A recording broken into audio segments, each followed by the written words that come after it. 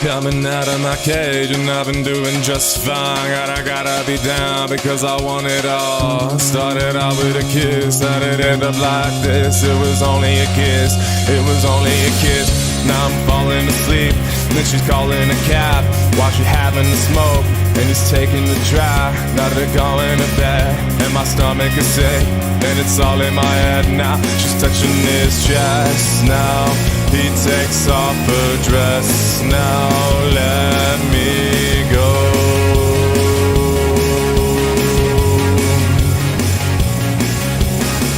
Not just getting love, it's killing me. They're taking control. Jealousy, turning saints into the sea, swimming through sick lullaby, choking on your alibi. But it's just the price I pay. Destiny's calling me. Open up my eager eyes. I miss the bright side.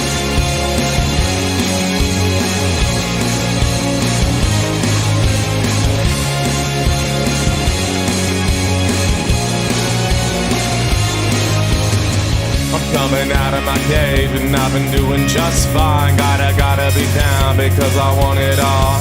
Started out with a kiss, how did it end up like this? It was only a kiss, it was only a kiss. Now I'm falling asleep and she's calling a cab while he's having a smoke, and she's taking a drive. Now they're going to bed, and my stomach is sick, and it's all in my head now. She's touching his chest now. He takes off her dress now. Let me go.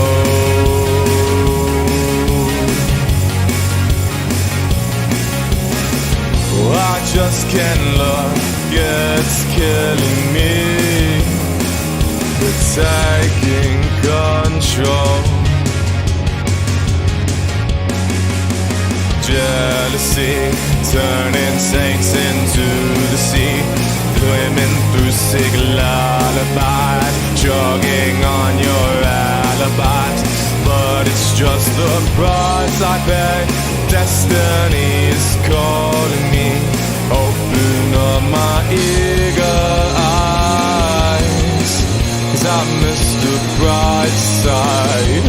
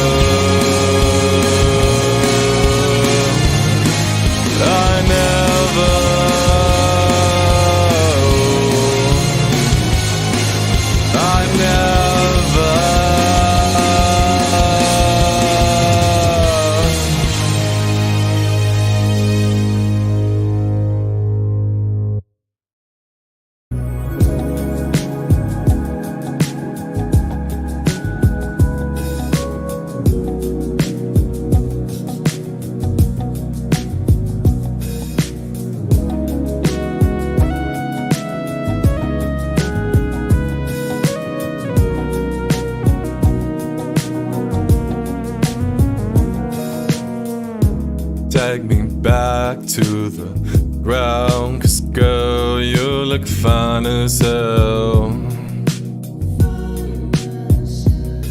Not easily distracted, but you're acting like a magnet. You pull me in. I'll be putting on a suit, tiptoeing to you if you're down for it. We got nothing else to do and nothing else to lose, and I'm down for this, and I'm down for this. If you're in the mood, we can take it to the moon, just like a movie scene, table for two. No need to be fed, I want you instead. Oh, if you're in the mood, we can tiptoe to the moon. Hold up. Yeah. And my friends to pinch me, cause they couldn't real. Is this a dream I'm living? Lord help me please, cause I can't get off you. I'll be putting on a suit, be tiptoeing to you if you're down for it. We got nothing else to do and nothing else to prove, and I'm down for this. I'm down for this. If you're in the mood, we can take it to the moon. Just like a movie scene, table for two. No need to be fair, I want you instead. Oh, if you're in the mood, we can tiptoe the moon. You're in the mood, we can take it to the moon. Just like a movie scene, table for two. No need to be fair, I want you instead. Oh, if you're in the mood, we can tiptoe to the moon.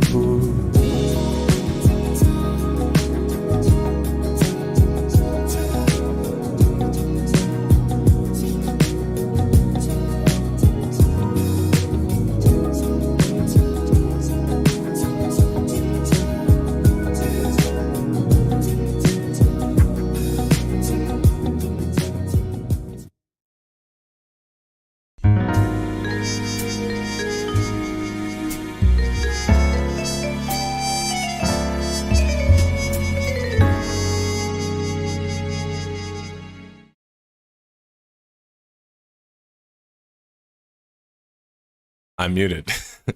Hello, welcome everybody to the 6 Pixels Under podcast. I am NS, Nerd Slayer, or Justin, or whatever you'd like to call me, your host. And I wanted to specifically react to the recently launched Command and Conquer video. First off, I'm really happy that it's doing well. The video is doing really well. And it's honestly like, where to start? There's so much more I wish I could say in the video sometimes, but it's just like, I'm sure you guys can understand. If I would say like everything, the videos would be too long. And I know some of you are going to say, yeah, but that's okay. And I know some of you are okay with it, but we also have to think about people who, you know, aren't okay with it and who aren't watching every second. But Command and Conquer, you know, what more needs to be said about it that isn't already said in the video, in the sense of it was a genre-defining game, and we don't really put that lightly. And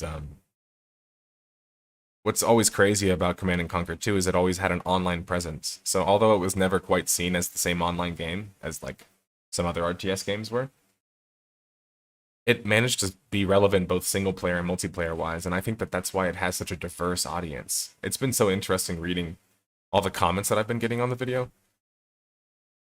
Excuse me. And what I found is that so many people have so many different experiences.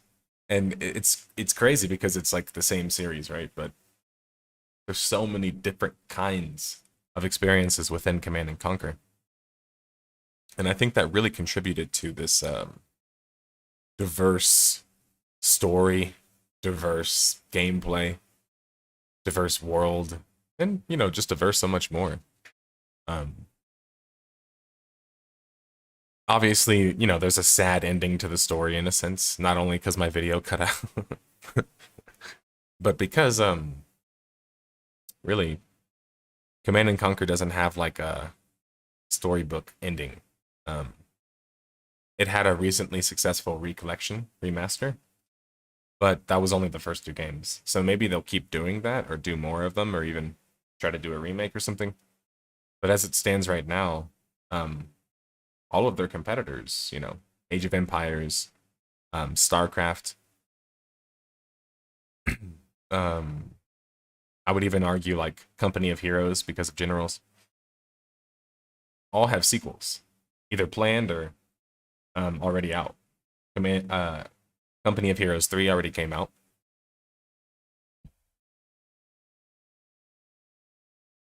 Age of Empires 4 came out, I think, a couple of years ago. And StarCraft's supposed to get another game in the series. So it's like, wow. Age of Empires isn't getting anything. Huh. So my chat is not working on my restream. Interesting.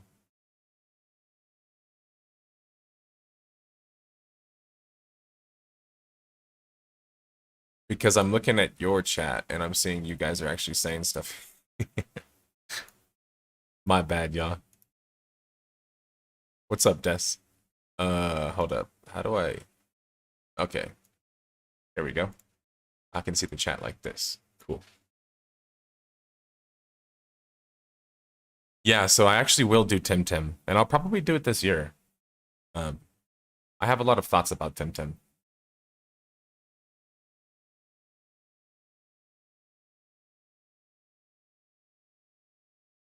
Seems like Splitgate 2 lets you continue playing with the same lobby. Good. Halo features. And has a queue of 12. Interesting. Scrubby012. Hey, Nerdslay, in a previous video, you said you had experience in game development. Could you say one game you helped work on? Well, in what capacity? Like, developing my own game? Unfortunately, I'm still doing that. When I say unfortunately, any amateur game developer, indie developer types know what I'm talking about. But needless to say, actually, I feel like I'm in a good spot regarding that. It's just that there's no progress right now regarding my own project, if that's what you're referencing. DAP, Dusty Arcade Project is what we were calling it. But yeah, so there's really no like update progress on that. I guess I could tell you the update is basically like I've decided to literally find and hire a professional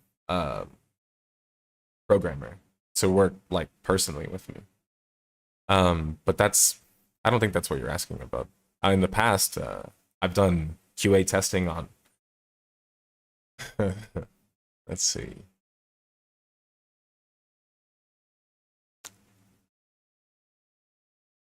I mean, I literally cannot even like count how many games I've QA tested for, whether through alpha testing, whether through selected, you know, QA testing, founder testing, friends and family testing. Honestly, I've kind of been a part of all of it. Well, not honestly, I definitely have. Lately, when I do consulting work, I would say QA work and then analysis from that is probably what other companies that I've worked with are the most interested in.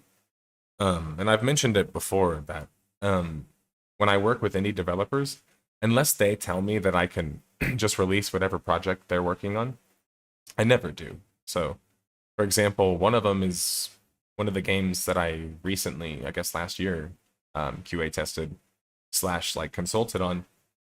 They're on the Epic Game Store. You can go find them and you can actually go play the game. And it is a multiplayer game too. It's like without spoiling it, I don't think you could possibly guess it because there's so many ones it could possibly be, but it's like a fighting game with interesting characters, like meaning they're very different looking and seeming. That's probably like the most interesting one. Honestly, I'm not trying to take away and shout out to those developers who paid me for that work and liked my expertise.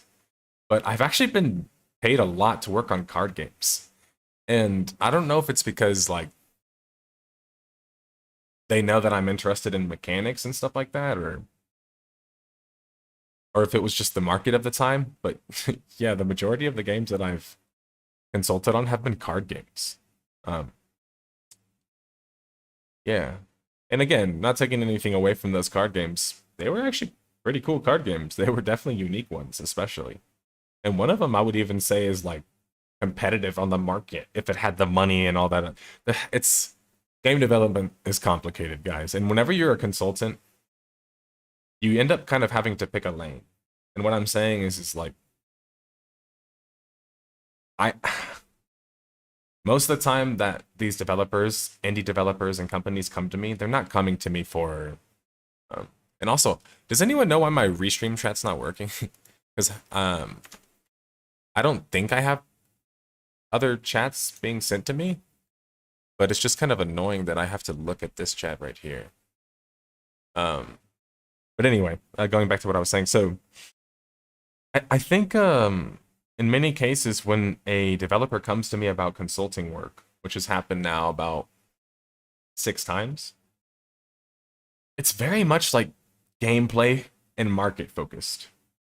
So meaning I'm not telling them about their personal like interest and strategy and kind of like all that stuff nearly as much as I'm trying to be critical of their idea and then like compare it to like its market viability sort of thing. So like while that sounds very technical, what I mostly focus on with consulting work and QA testing in general, and obviously many people know that like the most recent NCSoft projects that have came out, all the AGS projects, literally every single one of them I alpha tested.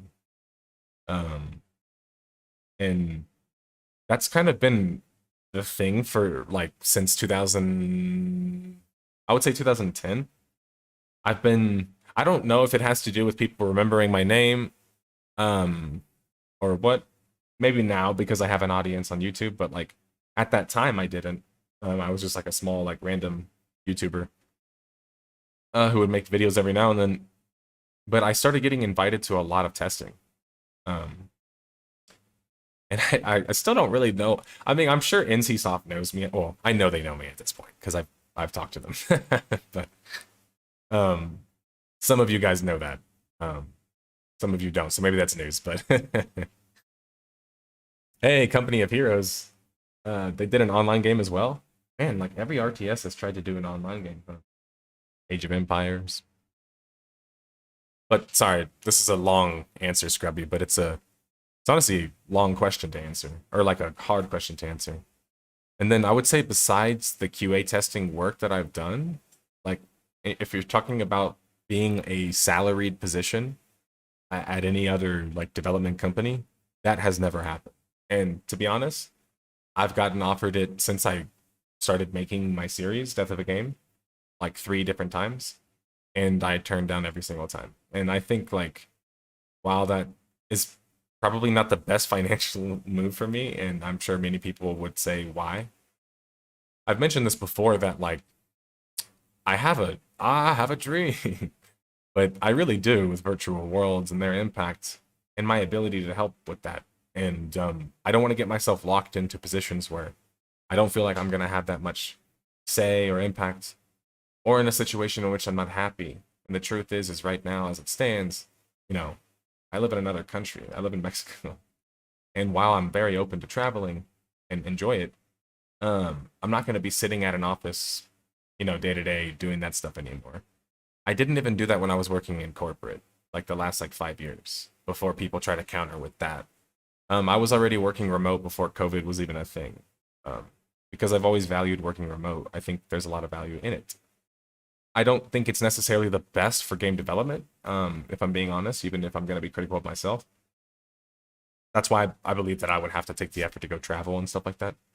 But you see what I'm saying is I would have to have a very specific relationship that I would feel comfortable with the right kind of contract, that sort of thing. And even then, I probably wouldn't stay on after I would help them, you know, launch the virtual world, because my ultimate goal is to help many companies and many virtual worlds launch, whether through my channel, whether through my consultants, you know, consultancy, or whether through my direct involvement.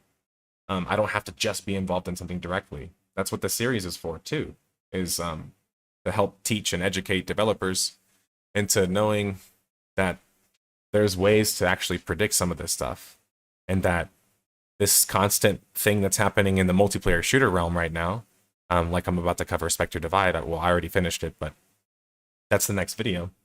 since the clue wasn't in the video, since it got cut out of Command and Conquer, things like that are bizarre to me. Spectre Divide is $60 million, and nobody had an idea of what they were doing. It's so like, it's easy for us to like turn that into rage bait. Oh, fuck these guys, da da da da, and like the industry is in a shitter. You know, we can create all these narratives, but I like to just get to the brass tacks of it and just be like, these ideas were not good. And the fact that nobody was able to like tell them that and stop them before they kept pushing with these ideas shows you what's wrong with game development. Which is that we're getting a lot of people involved in this, and involving tons of money, but they don't actually even have a plan or even a prototype. So it's like this weirdness of like indie developers are starting to outperform some of the bigger developers because like I think the bigger developers are losing the essence of what it is to be a gamer. So they're losing that practice. They're losing. Dr. Dre said it. I love using this quote, but it's true that people ask him, why do you have such a diverse taste in music? Like, especially rap. Like, you listen to everything. And he was like, well, the truth is if I'm going to keep making music, I have to. I need to be constantly involving myself back into whatever's going on. So I'm like constant and I'm current and I'm not getting left behind. And I think that happens to a lot of game developers, especially the ones that get the big egos and big names. Look at Bungie lately. They've been taking L's upon L's upon L's. The thing is that what people don't get is that some of the OG guys are still there. Like, people love to say, yeah, but the Halo crew's gone. It's honestly not true. You guys know there's still a couple Halo OGs there, right? Some of them are just on hidden positions where you don't know what they're doing. But like, yeah, Bungie still has some of the same OGs that are still making the same kind of like dumb mistakes or not helping things in the way that they could because, well, their company's now acquired and they've made their money. That's what happened with BioWare. The owners just dipped immediately after. And what I'm trying to say here is like, I'm kind of all over the place, but for me personally, I'm most interested in the craft. And yes, I need to make a living. Yes, please, donations feed me. And your views on my videos is how I make a living. Like, make no mistake. As much as people are questioning why are there sponsors in the videos, because the sponsors are paying the bills. But the point that I'm making is that my desire to get into virtual world content creation wasn't because of money. Why would I have chose the time that I chose to get into it? First off. Second off, I chose a horrible industry. Because it's not really popular right now. But it's obviously impactful to me in ways that I've talked about endlessly. And on top of that, multiplayer shooters, multiplayer strategy games have also had a massive impact on me as well. So that's why I cover those games as well. Of course, many people know that I was like a big console gamer, so I played tons of Halo. And yeah, I was just like a massive Halo fan. I always felt like Halo would be the game I would play forever. And here I am, not playing Halo. Because I couldn't stand Halo Infinite. But, you know, maybe they're gonna revive Halo, we'll see. But anyway. Many games like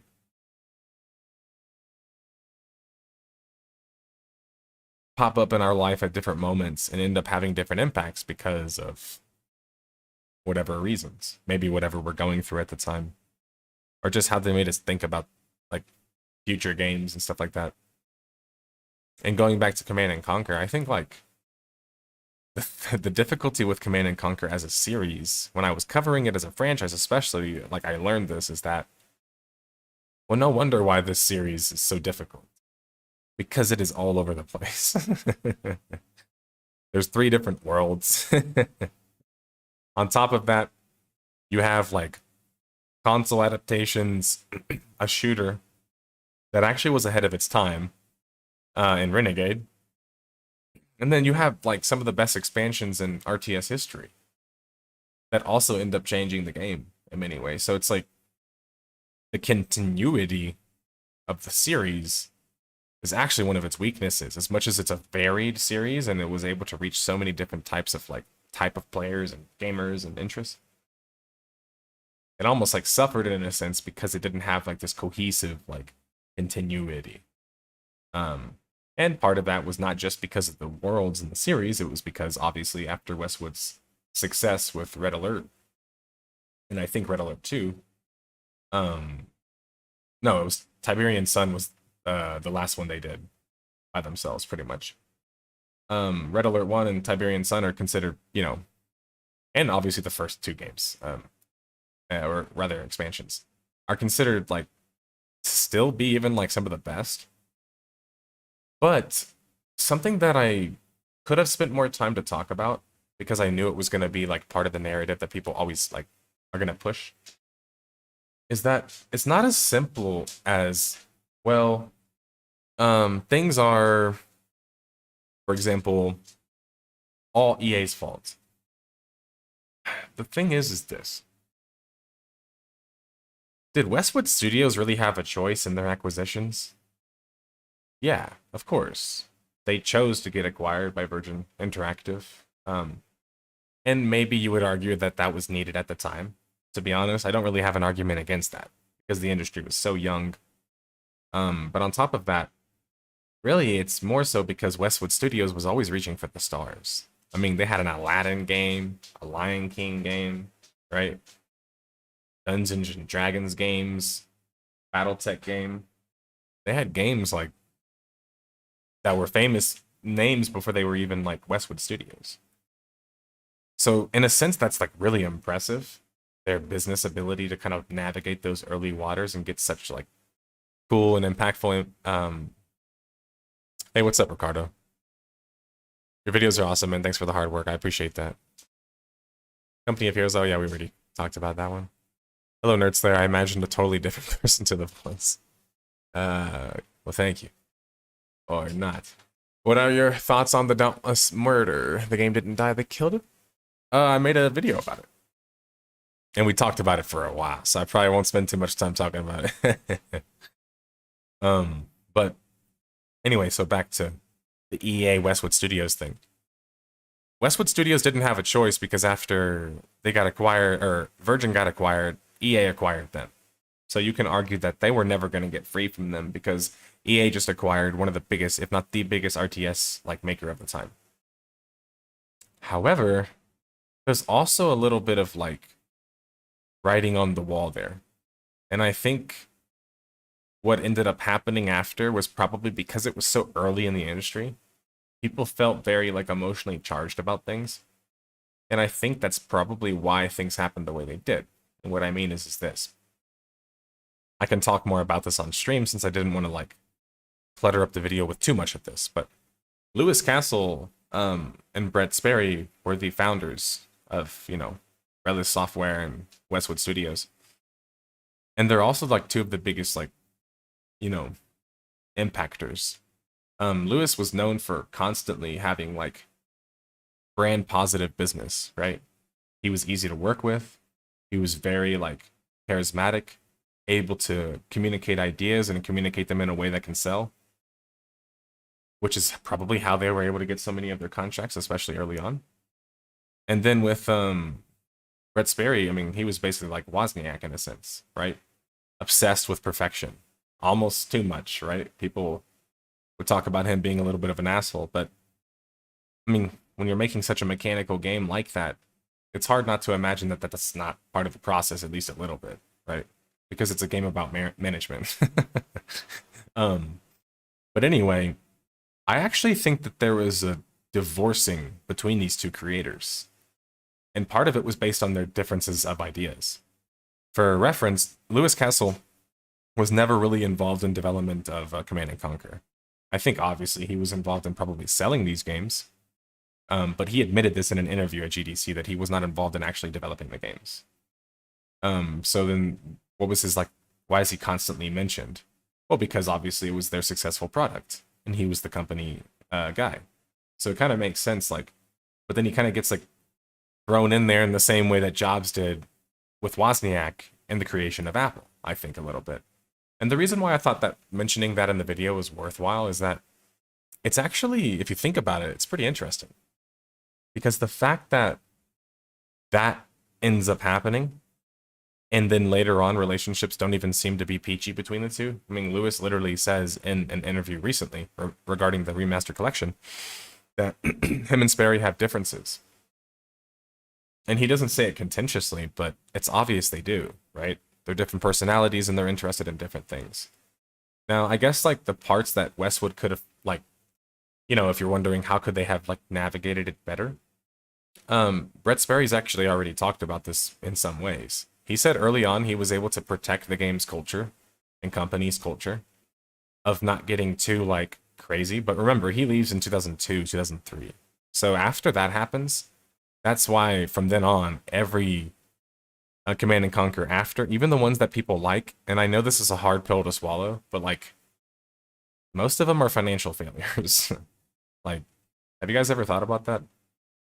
Like, arguably CNC3 wasn't a financial failure, but like we have almost no sales data on any of the other Command and Conquer games that came after. And if you look up their sales data online, it's not even that impressive anyway, whatever you can find. So it's almost like they spent so much more money on those games, and even admitted this in interviews where they said that they started to treat it like it had to be a blockbuster. I raised this idea in the video. I don't know if people mentioned it, but or like picked up on it. But I actually think that many of the fan favorite Command and Conquers, like Generals, Red Alert 3, and Command and Conquer 3, weren't really financial successes. There's just no evidence to state that. And based on how they were treated, even critically, I think it's very likely to state that that's probably true, that even if they did turn a profit, it wasn't that impressive of one. It wasn't what they were looking for.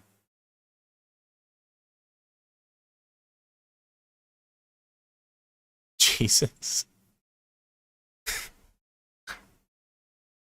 I mean, I guess I'll take it because he was Jewish, but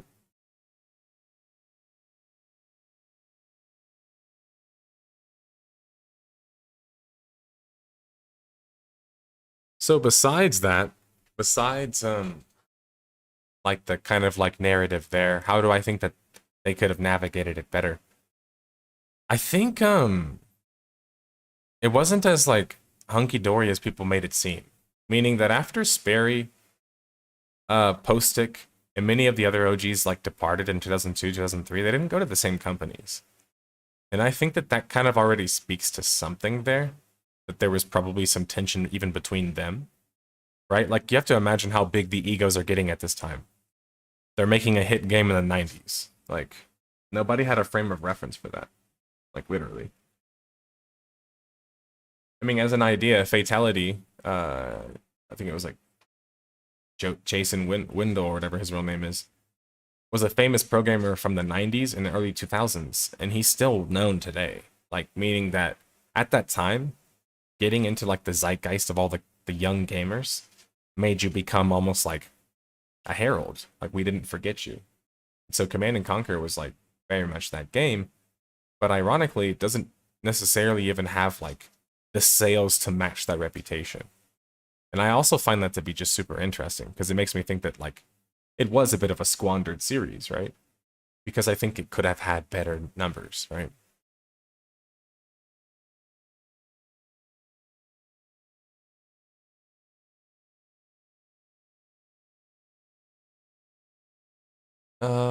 One more.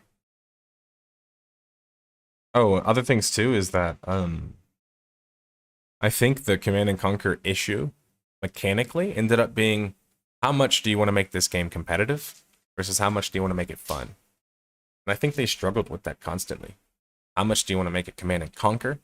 How much do you want to make it competitive? Because when it started to like go online and now everybody else is online in more of a way than they were before, the expectation of the combat started to be, well, I want the combat to be balanced. But Command and Conquer isn't balanced, especially the early games. So I think that that was like also kind of a big issue the game ran into, is that they're chasing balance because everybody else was in competitive multiplayer, but I don't even know if it like served them that well. And then of course, like, we're at the easy part of the story, which is Command and Conquer 4, Tiberium Twilight. This is rated the worst game in the series. It is the worst game in the series because it doesn't just like change aspects, it completely removes them. Even aspects the first game had, which just doesn't even make sense at that point, which is why the whole name change thing was a whole fiasco. And this is where I'm gonna back up all the commenters on the video and say that, like, EA fucked that up. Then people try to hold water for EA for some reason around there and say, oh no, but like, no, EA fucked up CNC4. Like, that's what the story reads. The story reads that executives saw them working on this, like, Chinese arena online game version. Or even, I think, just general Asian market. And then said, hey, it's CNC4. So, like, yeah. And they only worked on that game for, like, 13 months. So it's just, like, the amount of, like, EA meddling that ended up, like, fucking things up near the end is very high. So I can see why people feel that way about the series being fucked up by EA. So I guess I'm kind of agreeing and disagreeing at the same time.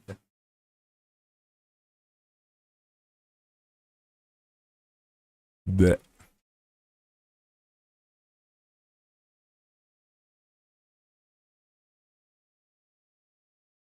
Thank you.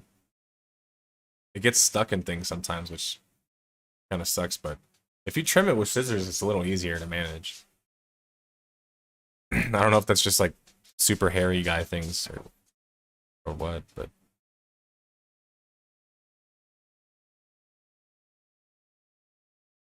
all right, so earlier, I think I'm going to transition off of Command and Conquer. Again, I appreciate the reception on that video. It was and is doing well, so I appreciate that. But I was going to say that the transition to whatever the next game's going to be, Spectre Divide, I won't talk about much because the video's coming. But yeah, I think people will like that story too, because I think it's not the typical, oh wow, Shroud's game sucked kind of story about Spectre Divide. So hopefully people are interested in that. And then also, Command and Conquer was challenging, man. Like, the script for that thing was like 7,000 words. And with the research, it was like 10K. So, I think that's one thing that I've more so lately, especially, like, really try to focus on as much as I can, is that I'm trying to provide value with the series, not just through entertainment and a timeline recollection, but also my analysis. And so it's important that I'm really plugged in. And I have to thank the community for this one, because like they sent me gameplay footage for Command and Conquer, and it made it so much easier for my editors and me as well to even just watch and study and remember, because I'm sure like some of you, I don't remember how some of the Command and Conquers look. Ironically, I remember the oldest one the most because I played it on N64, but anyway. Something else we were talking about in Discord, which is kind of funny, was Final Fantasy X. So I'll just like divert to that conversation real quick. So my thing with Final Fantasy X is this. I feel like the majority of the big criticisms that get levied at it are very flimsy. And while I feel the same way about the recent Star Wars series, ironically, there's a lot worse going on. There's a lot more bad going on in those series, like the most recent Star Wars series, than there is in Final Fantasy X. So let me start with Final Fantasy X is a perfectly, balanced game in the sense that it's not really balanced, but it allows you to power gain so much that it becomes unbalanced, for you. So there are ways where you can essentially just grind up, get Ultima weapons, or even just like special summons that end up making you like extremely powerful. And the game does kind of become trivial for you, which is kind of a classic Final Fantasy experience in some ways. But Final Fantasy X really kind of like allows you to do that. Now, something else I wanted to talk about with Final Fantasy X is that the criticisms about it are usually centered around like Titus. And oh, Titus is lame, Titus is brash, Titus is like a kid. That's kind of what people complain about. Oh, or Waka's racist. It's another thing people talk about. Yuna's a helpless princess. Yeah, that's kind of like the main criticisms people will give about the characters. And my thing is this. Look. Titus is literally introduced as the hotshot star player. Meaning that from the get-go, you know that he's not a normal character. He's not Zidane. He's not just like a pirate who just happens to have a tail or some shit. Like, he's not, you know what I'm saying? Like, he's not like Cloud, who's like some generic soldier guy who had like memory loss and then like adopted someone else's personality. No, he's just a brash, literally introduced as a brash, cocky, but extremely talented son of a fucking legend, right? Both became a summoner's like bodyguard slash was a star player. He already always was that way, right? He was always like the star. So if you've ever met someone like that in your life, it doesn't mean that they're a bad person, but it means that they're used to winning. They're used to success. So does that make them sometimes a little bit bratty? Yes, it does. And so Titus is kind of bratty in the early parts of the game, but that's called character growth and story. So as he goes through that brattiness and kind of like learning how to be, you know, a human being sort of thing, later on he actually starts to have these big changes as a person and in his personality. And I think that like that always shows that of course people stop playing at that point is my guess, or they weren't paying attention to the story, but like his character changes. And if you actually know the story, you know that that's even crazier to think about. Because I don't want to spoil that part because it's like the big reveal, but yeah. And so Madness brings up a good point, and I think it's my criticism with a lot of like more nuanced stories is that people, especially these days, like, and I know it's an older game, but it still gets memed to this day, that people love to just point and look at one cringe thing and be like, oh look, this is indicative of the whole thing being bad. And it's like, you could do that with Lord of the Rings, the movies. Like there's parts that if you just pick them out, it's just like, huh, part's kind of weird. This part's kind of lacking. When you reduce stuff to like their most derivative form, then yeah, you can kind of easily mock it. But like the Titus laugh scene, the whole point of that scene, for those who aren't familiar with the game, is that Titus's whole thing is being happy-go-lucky, but being extremely brave and caring. Meaning that he's cocky, but he's cocky because he cares about you. And he cares about helping people. So it's not this cockiness like the jock or whatever. Although I might have painted him in that way. Sorry. My blinds just fell down, but or like they were propped up and then they like came down, but Titus isn't that kind of jock. He's more of like the team player. Hey, let me help everybody out. I'll be the team leader. I'll take it for you kind of guy. So in that scene, what he's trying to show Yuna is that, like, Yuna, you were taught in tradition your entire life, this religion, the same one your father followed. And like, no one ever taught you how to just like have fun, just like be like a person. And so it's actually like, it sounds like I'm glazing it, but like, it's actually a pretty powerful scene when you think about it that way, because it's like, he's trying to teach her how to be just like regular. So the cheesy laugh is to kind of just like, come on, like just laugh, like ha, ha, ha, ha. And he like forces it. He's forcing it on purpose. And so when she starts doing it, you know, it's a pretty fucking funny scene. I laughed at it when I saw it live for the first time as a kid. But that being said, I didn't say, oh wow, what a dumb game. The story and the characters suck. It's like, those are characters doing characters thing. But you know what I oftentimes find about people with characters in the story? There are people who can enjoy story and recognize that a character that they don't like is actually good story. Right? Now, if you don't like any characters, that's probably not a good idea, and it probably means, or probably not good, and it probably means that you don't like the game, the series, or whatever it is. But do you get what I'm saying? Like, it's something that people find very intriguing when I introduce them to Mad Men, one of my favorite series. Mad Men has almost no action in it. It's a highly rated series. I think it's incredible. It has actors that are still right now being big actors. And in Mad Men, the biggest thing is the social politics. You have certain characters that don't like certain characters, and certain characters that are designed for you to like them or dislike them depending on your preferences. And so that's the thing is like sometimes you're just not gonna like a character because you're not supposed to like them. And I think that's something that people really like misinterpret. They think like they have to like every character or like the way they act. Like a great example of that is, and I've talked about it before, is freaking Life is Strange. I think that the first game is actually pretty quality. I think that the ending's kind of shit, but I think that it's actually kind of a cool, you know, little interactive narrative kind of game. Quick time event kind of game. That being said, the dialogue around that game is fucking horrible. You'll hear people saying, "Oh my god, I just can't stand Max and Sam.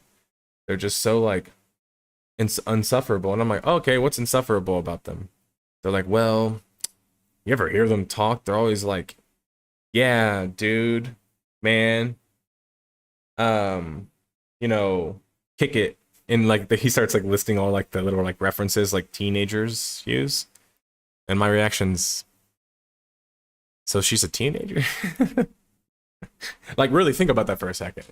Your issue with the character is that they're a teenage girl. Why are you playing the game? Didn't you already know these were teenage girls? The cover of Life is Strange is 2 teenage girls. Like, I just... The dialogue surrounding that game was so fucking strange. And that's how I just know it comes from a bunch of people that don't even play those games anyway, and they just want to be angry about something. Oh my god, the dialogue is so cringe. Did you guys talk like fucking James Bond when you were like, I don't know, in 6th grade? Or 9th grade? Or 11th grade? Everybody in this chat right now, or everyone that has that kind of opinion, especially, you guys were smooth your entire childhood? I call bullshit, because I wasn't. And I don't think most of us are. Especially if you're the kind that's going to be playing, you know, video games to the wee hours of the night, like I would.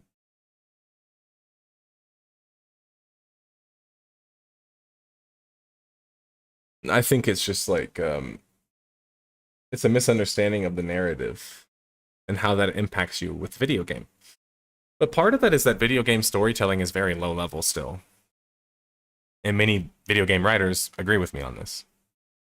I mean, just look at like romance.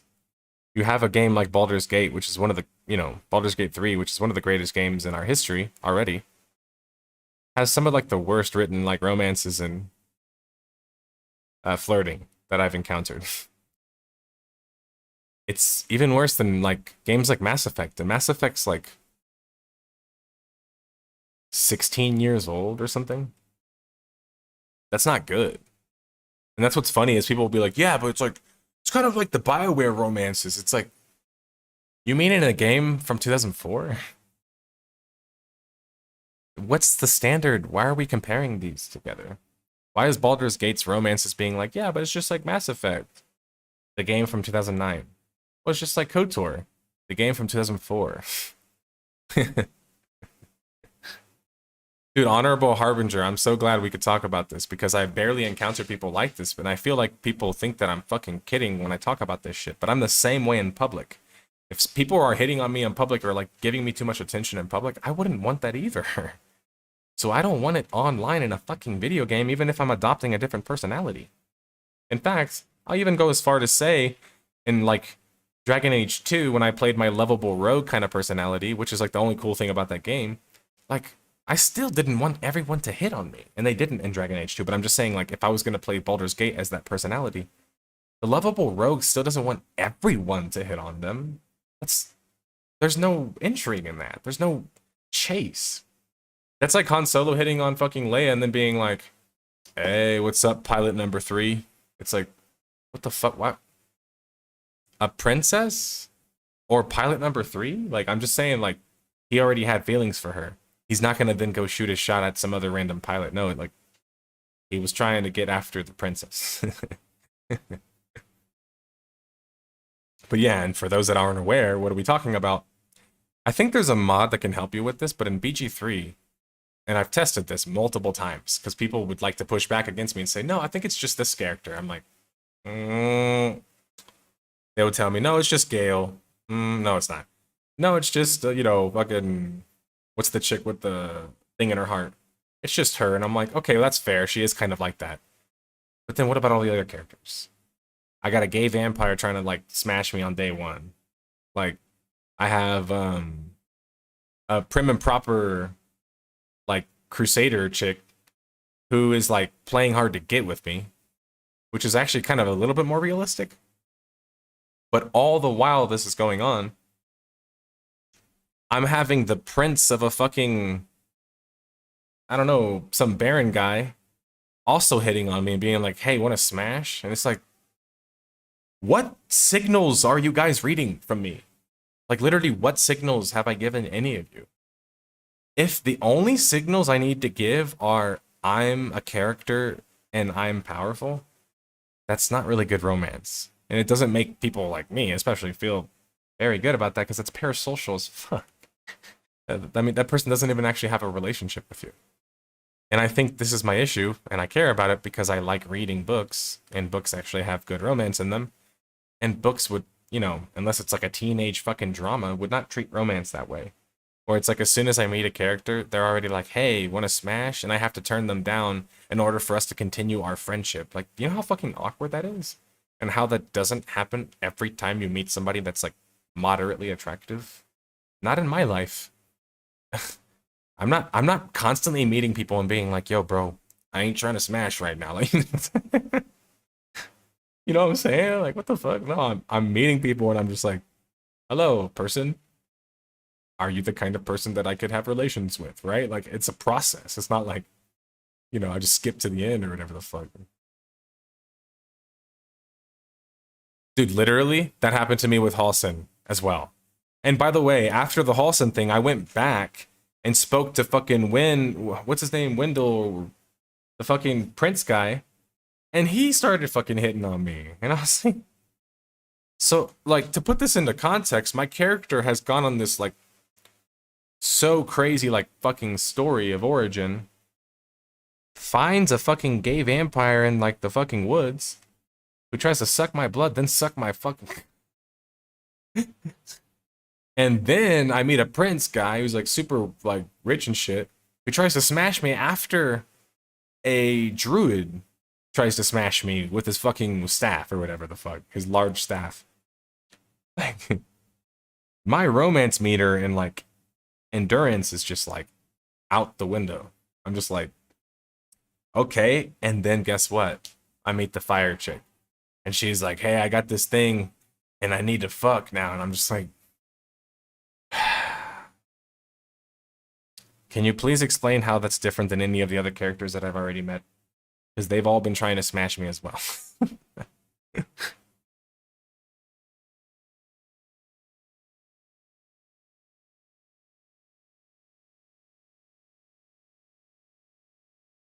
Yeah, and it's weird because what you used to do in like Neverwinter Nights is you had to actually like learn about the character, and as you would learn about them, KOTOR did this too.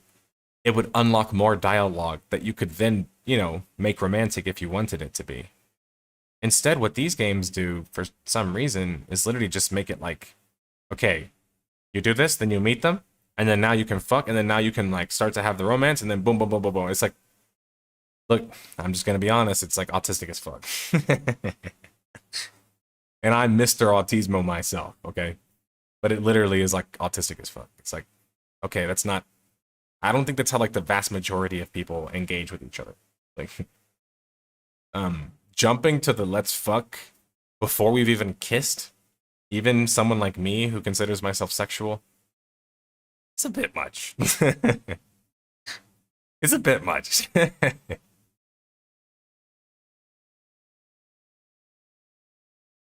I think it's actually a pretty serious RPG, and since I beat it on Tactician, I actually think it's a very challenging game.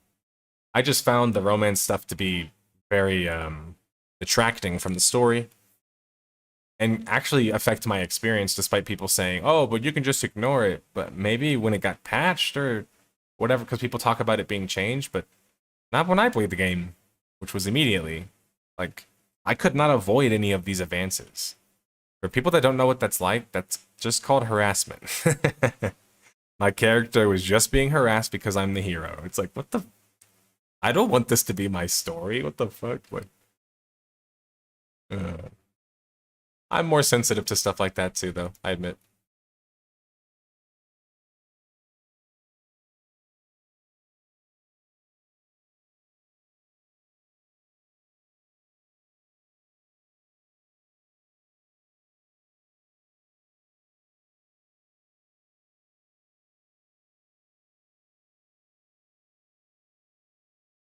And I think, like, man, romance in the MMO is almost like non-existent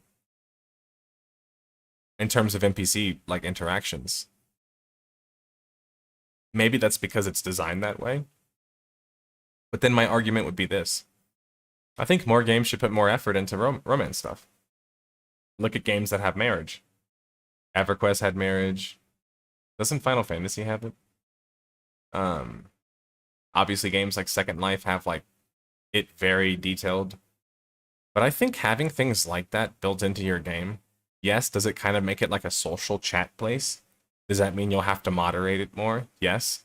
But at the end of the day, if you're creating a social world or a virtual world, which you want people to inhabit and not just log out, they're gonna have to be able to socialize in the game. This is a thing that people talk about a lot with me is they say, yeah, but don't you think socialization is dead because of Discord? And my argument to them is always this. Voice chat has never really affected people's ability to socialize negatively, like meaning it helps it. But if you're talking about text chat and these different types of ways of organizing, if that is able to replace whatever socialization you have in your game's not social enough. So when people have that issue with Final Fantasy XIV, it's because Final Fantasy XIV is not a social game. Yes, it has socialization. Yes, you can socialize, but the vast majority of the game allows you to avoid or greatly minimize socialization. That's not a social game. Social games don't do that, guys. They're maximizing that stuff, or they're making it much easier for you to navigate through it. Final Fantasy XIV basically tells you, look, join a guild or you're fucked. Because you're just going to have to rando queue. And, like, that's not really an effective way to teach you how to socialize. It works for some people, the people that are able to brave through the guilds and talk to people, but yeah.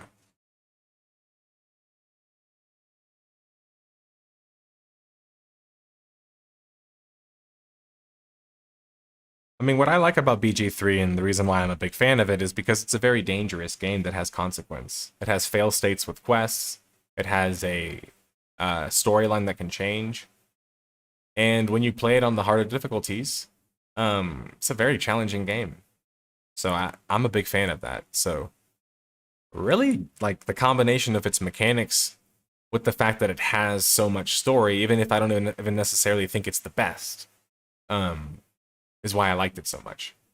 But the truth is, and I really feel this way, when the dust settles, I think that many of us will remark about the main story negatively. I've been kind of keeping this under wraps. Maybe I should make a video about it, but I've never thought that BG3's main story was that great. And I played the game for like 500 hours, so I feel very well versed in it. But people call Act 3 the worst act in the game, so that's not surprising. But I also just don't think that the story is that great. It's extremely predictable. Extremely. Especially if you just do a little bit of like research into the zones that you visit that are involving some of these characters. And on top of that, there's like certain moments that are like completely, utterly irrational in my opinion in the story that end up ruining my immersion. And I mean, fuck it. We're gonna talk about it. Spoilers, spoilers, spoilers. If you haven't played BG3, I would tune out now. BG3 was their attempt to take, in my opinion, a similar concept to DOS 2. Divinity Original Sin 2. And kind of like repurpose it into like D&D. That's my feel. If you look at the actual plots of the two games, the intros are extremely similar. Even some of the scenes are similar. I never hear anybody talk about it. It's strange to me. But they're made by the same people. So this should not be a question. The games are extremely similar in the very beginning. But here's the thing. I actually think the premise behind DOS 2 is more heroic feeling. Because you can actually grow and become more powerful with this character in a way that feels like it's more of like who you want to be. Exactly. Madness already hit the nail on the head, which is that the problem in BG3 is that suddenly you have this like two-side thing, which is very much like, okay, well now you need to side with this guy who you already have tons of reasons not to trust, literally just by looking at him. And no, that's not racism if you understand D&D. No, these are incredibly dangerous species that are always dangerous. They're bred to be dangerous. So it's not like having a change of heart is even that possible. Which is why even though they try to sell that to you so hard, spoiler, it's not true about the Emperor. He's not just. Which is why whenever I look at recent talks on BG's like subreddit, the vast majority of people don't trust the Emperor and don't like him as a character. Guess what that means? That means that the story is kind of a failure. You see what I'm saying? Because I'll give you an example. In Fable 1, and I have Madness here, I know has to have played fucking Fable because it's like a UK staple. It's honestly one of my favorite RPGs ever. Top 10. But in Fable 1, is that how they did it in Fable 1? No, it's not. The genius of Fable 1 is they made the villain even believable. You even could be like, I mean, like, it has a lot of moments like that in Fable 1 that shock your perspective, and you're like, wait a minute, things aren't so black and white. Because that's what the game's constantly trying to push you towards, is black and white. But the story actually has a lot of nuance to it. And I think when you compare that story to BG3, BG3 doesn't feel like it has a nuanced story by comparison, in my opinion. Because it's always leading you to the same kind of conclusion, which is like, you need to get rid of this threat. Oh yeah, it's a fucking illithid. Which, you already knew if you just paid attention in the very beginning. And on top of that, when you start to dive into like the character story behind the Emperor, he wasn't even believable for me. I didn't even like him. So it's like, who did they use as an archetype for this character? Because they failed epically. They should have chose somebody like Napoleon. Somebody who was lovable and hateable. Right? But has to be lovable. The Emperor is not lovable. He's just an annoying twat who constantly like talks shit about you, which is why I smacked his ass like literally as soon as I could. I fought him as soon as I could fight him. And he ran away. And then you have to fight him again. But like, because I'm just like, I'm not gonna listen to this dude. Like, what the fuck? Like, yeah, Molyneux, I think is how you pronounce it. There's so many game developers like him. I mean, look no further than Cliffy B. They're extremely talented, but they kind of talk out of their ass sometimes, and it gets them in a lot of trouble. I think they come from that old internet culture. The one that I also feel like I'm a part of, in a sense, where it's just like, you just say whatever, you know? But sadly, I don't know if that works with, like, marketing. Which is why I would not be anywhere near marketing.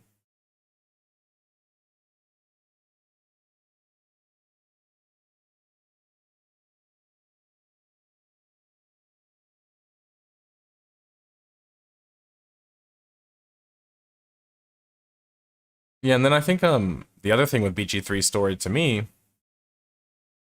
is that the character stories had so much potential to be more. And yet they're basically the same origins we worked from Divinity Original Sin too, and they're not any better. And I have an issue with that because I feel like it wouldn't have been that much harder for them to just put more effort into that. And I'll give you a good example. Gale's storyline is really cool. I think it's amazing. Like, really, I actually think it's great. The problem is that it's not believable. It's not believable because you're essentially called, like, a tier below the most powerful wizard. and yet you're level 1 when the game starts. And you might say, yeah, but how could it... Guys, D&D exists. And this is a D&D game. Neverwinter Nights allows you to start with pre-existing characters that were max level, at level 1, meaning like when the game started. So like, this idea that like it's impossible for a D&D game to do that is just delusional. And that they don't have the balancing for that. They have the mechanics for that. Use D&D. And I had a big issue with that. And it's even bigger now that like the dust has settled for me. Because I think it could have made Gale knock it out of the park as a story character.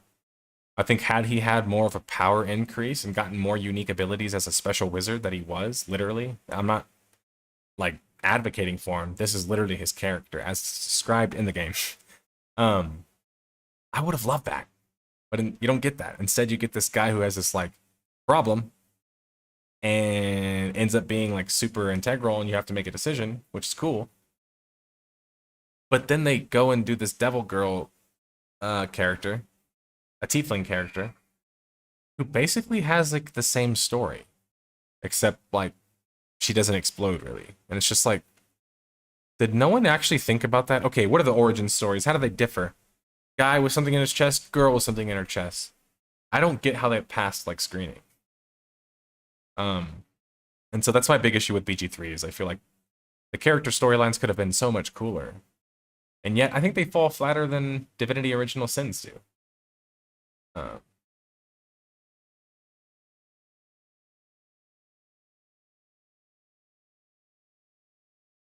Yeah, they were madness.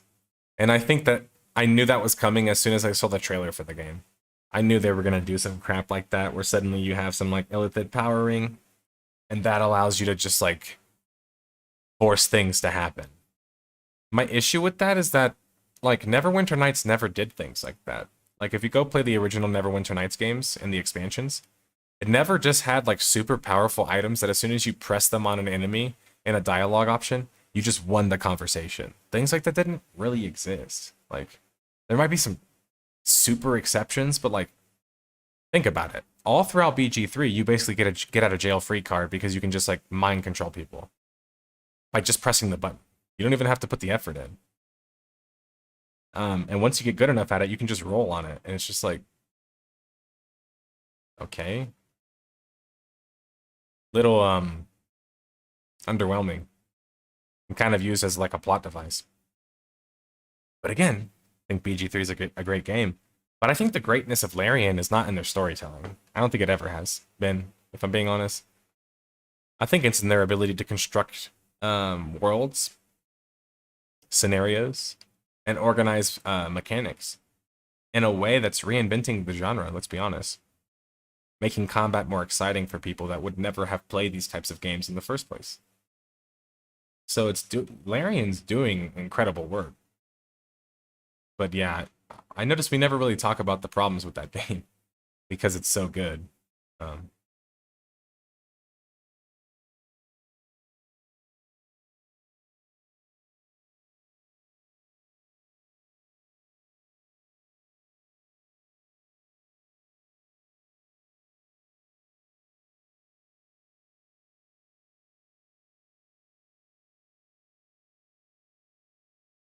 I would like to see something like that Rentastic, to be honest.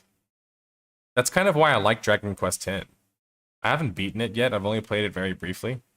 I think 10 is the one I'm talking. No, sorry, 10's the MMO, like what's more of a more per G, if we're being very honest. Because it's like 4 players, but is it 12? When it went like full 3D? That's why I really liked that they did that. Because I feel like that brought Dragon Quest to the modern age. And as somebody who used to play Dragon Quest on my Game Boy, I never thought I would see that day. You know what I'm saying? Like, it's not something I thought would happen. And I think that that's really cool.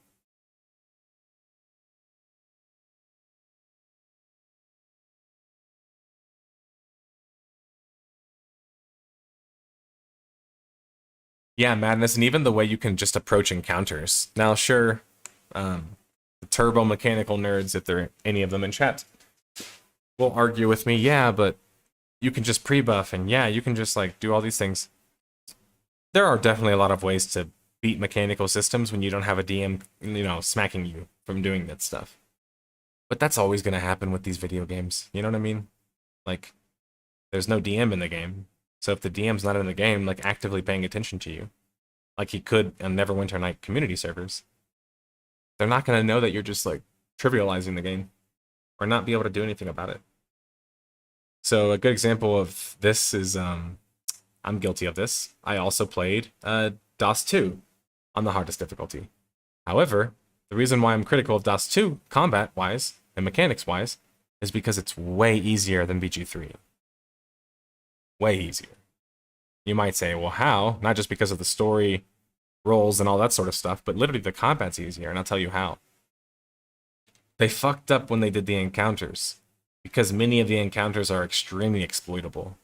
For example, whenever you're underground and you're fighting that knives guy, who's like that weird like guy who likes to cut people's like fucking limbs off or some shit, you can basically just like bombard the entire surrounding area in whatever field you want, right?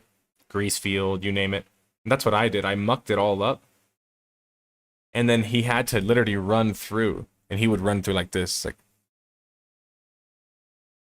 and it would like, it literally took him like 3 or 4 turns to even reach me. And by the time he would reach me, we had already like beat his ass so much. So like, that game's extremely exploitable with combat, both out of combat. Yep, yeah, in fact, Rentastic, you probably know this, but the biggest thing that you can exploit, which I would do as well, is you can backstab people and hit them a few more times before they even start the combat round. And you in BG3, you can hit them twice sometimes. Bro. One time with my stealth guy, I killed the boss before anyone even reacted. I just kept smacking him like I was like, pa, pa, pa, pa, pa, pa. And he just like fell over and died. And then combat started after I killed him. Like in DOS 2, that happens all the time, dude. So I don't blame them from getting rid of that stuff in BG3. But the problem is in BG3 is, there's always going to be ways that you just drink too many potions, smash a bunch of buffs, and do certain little tricks to make sure you get the most stats. People are always going to have that stuff if it's a game that doesn't have a DM.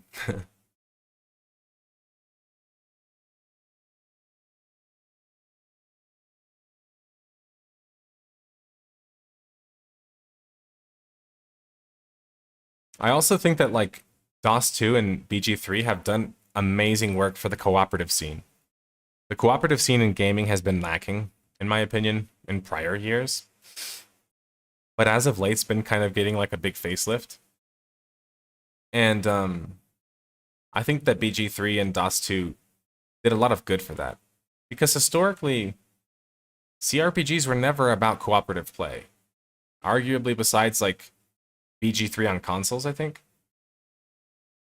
And like that EverQuest fucking RPG game, but like the Gauntlet style game or whatever. But most of these games, wouldn't focus on cooperative content, which by the way, I love Gauntlet because it's cooperative, but and it's cool when I play BG3 with friends or DOS 2 with friends, it kind of reminds me of these games, These classic work with your friends. It's very dangerous, you got to be careful, but you can still make it out, I agree in general. Fantastic. It's honestly what I'm critical about with a lot of Nintendo games.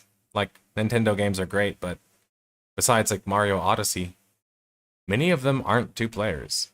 Which I think kind of sucks. Because in this day and age, I feel like, a lot of people like to play games like that with other people. And it would be cool even if you just came up with something like the hat. Or if you're wondering how it worked in Odyssey, you could control the hat. And you could just do all the moves as the hat. The other person controlled Mario. No, exactly. Helldivers 2. Tons of games, like indie games, like Overcooked. Many of these, like, in real life, low budget poly games, like Schedule 1. These are all really good, like, cooperative games. But I would like to see more, like, serious RPGs, like, the detailed kind. But hey, Elden Ring can kind of be played cooperatively. So maybe things aren't as helpless as I always feel with cooperative play. Um, yes, I will. I will cover Gloria Victis. I probably need to cover it already, don't I? Is it officially dead yet, or is it just like barely hanging on?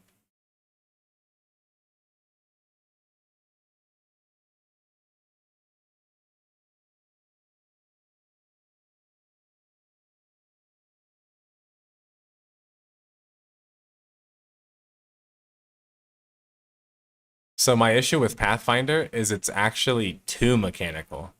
That's my issue with Pathfinder. Is I find the story to be kind of like lacking, and I think the game focuses a little too much on mechanics to the point to where it makes the game not fun.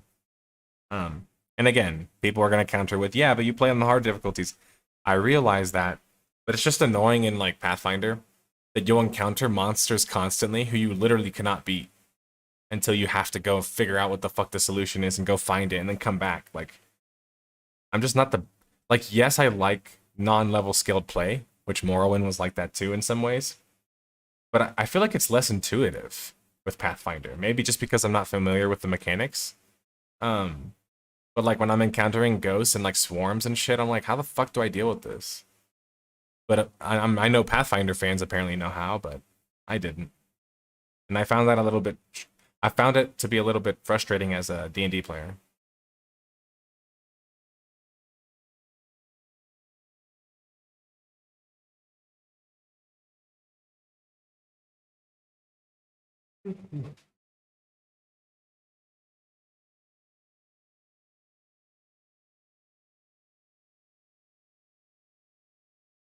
I think I'm gonna call it.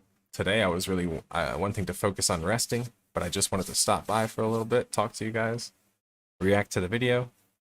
So thank you for stopping by. I appreciate it. It's been a nice chat.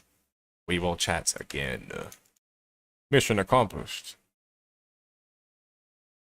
Um, and yeah, all that other good stuff.